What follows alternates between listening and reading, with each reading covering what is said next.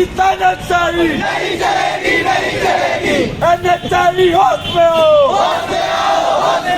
देखिए, बातचीत में जो एनएचआई के अधिकारी है साहू जी, उन्होंने बिल्कुल स्पष्ट रूप से संतुष्ट किया है यहाँ की लोकल जनता को कि वह किसी प्रकार की हानि नहीं होने देंगे। भैया मैं तो ये सोच रहा है किसी का घर न टूटे और अपना उनका काम हो जाए। इन्होंने इन बस्ती वालों के लिए कोई निराकरण नहीं किया, तो करनी सेना पूरे मध्य प्रदेश का ताकत रखती है कि पूरे मध्य प्रदेश का माहौल तनावपूर्ण करने की ताकत रखती है।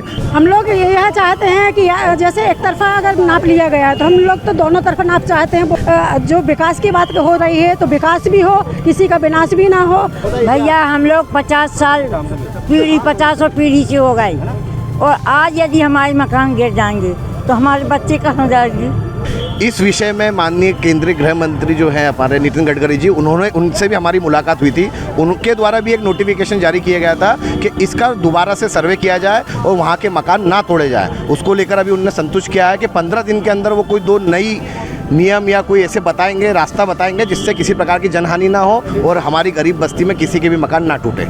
लंबे समय से जबलपुर से दमोह को जोड़ने वाले मार्ग की हालत बेहद खस्ताहाल है, और जब उस मार्ग के चौड़ीकरण को लेकर 4 लाइन बनाने की जब अनुमति हुई, उसकी डीपीआर तैयार हुई और कहीं ना कहीं अब निर्माण कार्य जब चालू होना है, तो उसके बीच जो बस्तियां उस सड़क निर्माण की जद में आ रही हैं, उनके लोग अब कहीं ना कहीं आंदोलित हो चुके हैं। आप इस वक्त देख सकते हैं हम जबलपुर के एनएचआई के कार्यालय के बाहर खड़े हुए हैं। तमाम ये लोग हैं जो कहीं ना कहीं जो बस्ती प्रभावित है, खासकर जबलपुर से कटंगी के बीच में जो बोरिया बस्ती, बोरिया गांव आता है, उसके ये पूरे ग्रामीण है जो यहाँ पर अपनी मांगों को लेकर पहुँचे हुए हैं। साफ तौर पर कहना है कि जबलपुर से दमोह को जोड़ने वाला जो राजमार्ग बनाया जा रहा है, उसमें जो बोरिया बस्ती है वो है उसकी जद में आ रही। करीब 50 मकान इस सड़क निर्माण के लिए तोड़े जा रहे हैं। वह मकान ना टूटें, लोग बेघर ना हो, उसी बात की मांग को लेकर ये आंदोलित हैं और साफ तौर पर अब एनएचआई के कार्यालय का घेराव करने पहुंचे हुए हैं। छोटी छोटी बच्चियां हों, चाहे गांव की बुजुर्ग महिलाएं हों, बड़ी संख्या में महिलाएं भी यहाँ पर पहुँची हुई हैं। लोग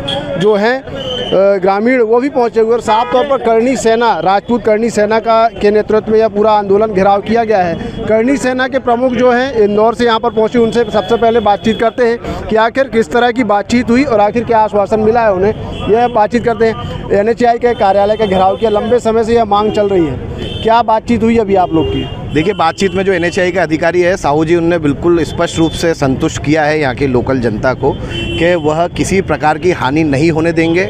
इस विषय में माननीय केंद्रीय गृह मंत्री जो हैं हमारे नितिन गडकरी जी, उनसे भी हमारी मुलाकात हुई थी। उनके द्वारा भी एक नोटिफिकेशन जारी किया गया था कि इसका दोबारा से सर्वे किया जाए और वहाँ के मकान ना तोड़े जाए। उसको लेकर अभी उन्होंने संतुष्ट किया है कि 15 दिन के अंदर वो कोई 2 नई नियम या कोई ऐसे बताएंगे, रास्ता बताएंगे जिससे किसी प्रकार की जनहानि ना हो और हमारी गरीब बस्ती में किसी के भी मकान ना टूटे। 15 से 20 दिन का समय उन्होंने दिया है, लेकिन 15 से 20 दिन के समय में आप लोग जो चाह रहे हैं उसके अनुरूप काम नहीं होता है, तो क्या रुख रहेगा करनी सेना का? मैंने आपको मीडिया कर्मी तो करनी सेना के कार्य करने का तरीका अच्छी तरह जानती है। ये वही करनी सेना है जो सर्व समाज के लिए लड़ती है, गरीबों के लिए लड़ती है। अगर 15 से 20 दिन में इन्होंने इन बस्ती वालों के लिए कोई निराकरण नहीं किया, तो करनी सेना पूरे मध्य प्रदेश का ताकत रखती है कि पूरे मध्य प्रदेश का माहौल तनावपूर्ण करने की ताकत रखती है, बिगाड़ने की ताकत रखती है, क्योंकि विकास सब चाहते हैं पर किसी और का विनाश करके कभी नहीं चाहते। 15 से 20 दिन का समय एनएचआई ने मांगा है, उसमें जो नक्शा बनाया गया उसमें फिर से बदलाव किया जाएगा और उसके बाद यह बातचीत की जाएगी। कुछ ग्रामीण भी, आपका घर है वहाँ पर बोरिया बस्ती जो हटाई जा रही है, क्या मांग कर रहे हैं, किस तरह से चाहते हैं आप सड़क बने? भैया मैं तो ये सोच रहा है किसी का घर न टूटे और अपना उनका काम हो जाए।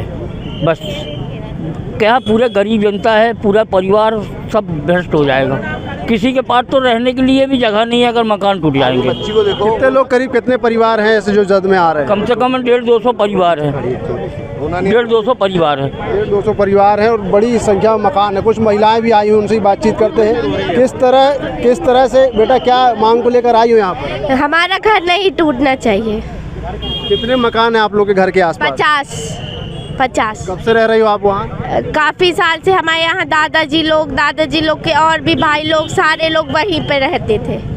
उनको लेकर छोटे छोटे बच्चे हैं, महिलाएं, बुजुर्ग महिलाएं पहुंची। आपसे भी जानना चाहूँगा किस तरह की मांग को लेकर आज आप लोग यहाँ पहुँचे हुए हैं? हम लोग यह चाहते हैं कि जैसे एक तरफा अगर नाप लिया गया है तो हम लोग तो दोनों तरफा नाप चाहते हैं, वो भी 40-40 फुट गोले से लिया जाए तो हमारा जो विकास की बात हो रही है तो विकास भी हो, किसी का विनाश भी ना हो। और अगर ये ऑप्शन नहीं निकलता तो आप बाईपास निकालिए ताकि हम लोगों के घर बचे रहें, क्योंकि यहाँ जो भी हैं बुजुर्ग महिलाएं ज़्यादा हैं, 19-20 महिलाएं हैं जिनका कोई सहारा ही नहीं है। अगर बच्चे उनके निकाल देते हैं बाई दवे तो वो कहाँ जाएंगे? कुछ बुजुर्ग हैं ऐसे जिनका कोई सहारा नहीं है, खाना देने वाला नहीं है। एक घर के अंदर 3-3 परिवार, 4-4 परिवार हम लोग रह रहे हैं और वहाँ रोजी रोटी हम लोग की चल रही है। सब दुकान वाले हैं, किसी का मकान नहीं है। कोई अटैक का मरीज है, अगर वो तो यह अगर सुनता है कि हमारे यहाँ से निकाले जा रहा है तो वो तो उसी दम अपने प्राण भी त्याग देगा। जो बच्चियाँ हैं जो पढ़ रही हैं इनका भविष्य भी चौपट हो जाएगा। भैया हम लोग 50 साल पीढ़ी 50 और पीढ़ी से हो गई, और आज यदि हमारे मकान गिर जाएंगे तो हमारे बच्चे कहाँ जाएंगे? हैं? कुछ जाए, मकान दुकान चली जाए, एक मकान चला जाए, लेकिन कुछ रहने की व्यवस्था तो करो। ये नहीं है कि पूरे सफाई 50 मकान जा रहे हैं तो उसके लिए व्यवस्था आप बना के तो हम लोग ये चाहते हैं रोड बने लेकिन मकान बचाओ। बच्चे कहाँ जाएंगे हम लोगों के? छोटे हम लोग 70-75 साल से हैं, हम यहाँ शादी होके आए और हमारी आजा परपाजों से बना है मकान। वो जाहिर सी बात है विकास हो, लेकिन विकास के जरिए कहीं ना कहीं विनाश की राह ना चली जाए। कुछ और भी लोग हैं ग्रामीण, आप बोरिया के रहने वाले, उसी बस्ती जोड़ रही है, क्या बातचीत हुई, क्या मांग को लेकर लगातार प्रदर्शन कर रहे हैं आप? जैसा कि आपको विदित है कि हम लोग बीते 2-3 महीने से ये मामला हम लोग हर जगह गए, विधायक महोदय के पास गए, सांसद महोदय के पास गए, उन्होंने ये कहा कि हम बात कर रहे हैं, लेकिन बात वहाँ से चलती है तो इधर NHI पे आके अटक जाती है, क्योंकि उनका भी कहीं ना कहीं कहना है कि केंद्र का प्रोजेक्ट है। ठीक है, हम मानते हैं केंद्र का प्रोजेक्ट है।